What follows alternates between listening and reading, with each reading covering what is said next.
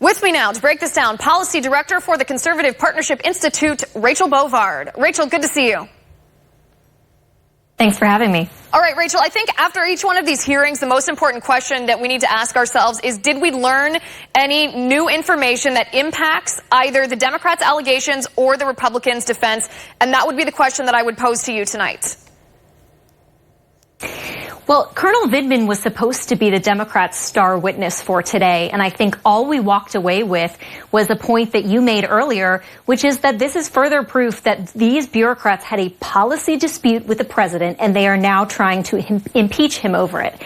Furthermore, it became evident that Lieutenant Colonel Vindman went around the chain of command. When he felt that there were policy disputes he had with the president, he didn't go to his boss. He went to the lawyer who told him not to talk to anyone, and then he talked to several people anyway, including one of whom was the whistleblower. So we didn't really learn anything new here, except that Democrats are continuing to try and conjure high crimes and misdemeanors out of something that's clearly nothing more than a policy dispute. And as you point out, the president is in charge of implementing and executing the foreign policy of this country, not mid-level bureaucrats like Lieutenant Colonel Vindman. Right. And what's more, I think it's fascinating to watch these hearings because even bureaucrats like Lieutenant Colonel Vindman, who clearly do not like the president's foreign policy, perhaps he doesn't like the president personally, I have no idea, but he clearly disagrees with him strongly on policy. The Democrats can't even find substantiation for their allegations with someone who so strongly disagrees with the president on policy. That tells you something right there as well. But I want to talk about this exchange between Congressman Jordan and Lieutenant Colonel Vindman, and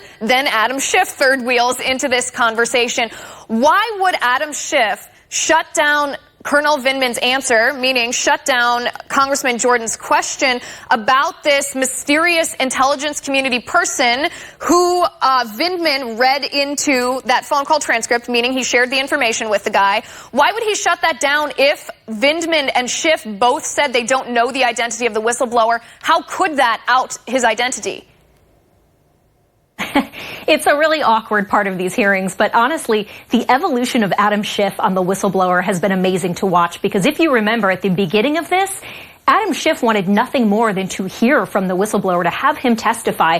Legions of Democrats were calling for this person to testify in open hearings. And then it was revealed that Adam Schiff and his staff met with the whistleblower before the report was filed, and suddenly no one can talk to him. He's hidden. He is no longer part of this hearing. He's irrelevant. And how dare we even question who it might be, despite the fact that this person's allegations are the basis for trying to bring down a duly elected president. So to your point, this is more obfuscation from Schiff.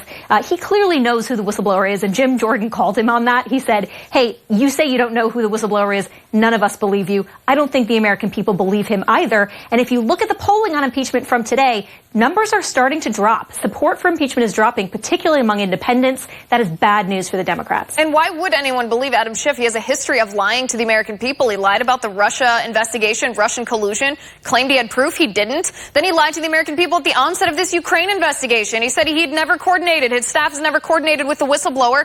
The mainstream media, not even conservative outlets, the mainstream media called him out on that and said, actually, no, the whistleblower did coordinate with your staff before the whistleblower even filed the complaint.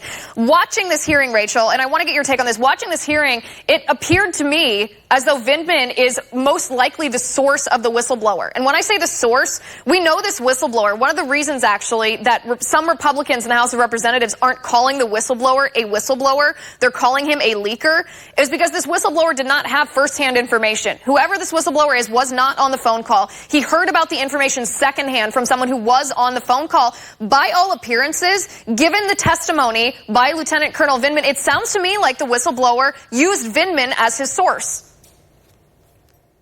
Yeah, let's remember that the whistleblower's report, as you point out, contained no firsthand information. The White House released it. People can go read it for themselves. It's essentially a bunch of press clippings and assertions that the intelligence community IG had to change the rules of whistleblowing to allow this report to be submitted. So this is how badly they wanted to get this in the pipeline. So again, it is entirely possible what you're saying, given Vindman's track record, which his boss, Tim Morrison, testified that he had concerns about Vindman's behavior, leaking being one of them.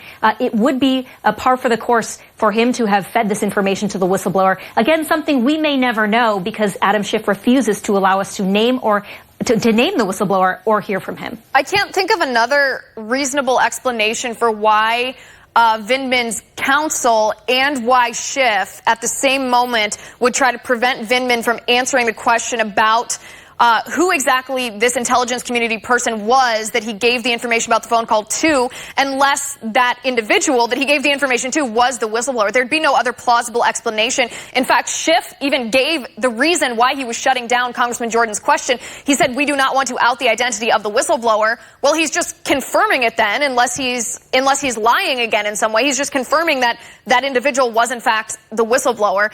That part, the fact that Schiff won't let the truth come forward, the fact that Schiff won't allow the whistleblower to testify should shock every American, no matter what side of the aisle you're on. So that's the Vindman testimony. And then, Rachel, in this afternoon's hearings, we had Kurt Volker and Tim Morrison testify, and I think their testimony can be condensed into one question that Congressman Nunes asked them both. He said, has anyone at the White House ever asked you to bribe or extort anybody at any time? To which Volker replied, no.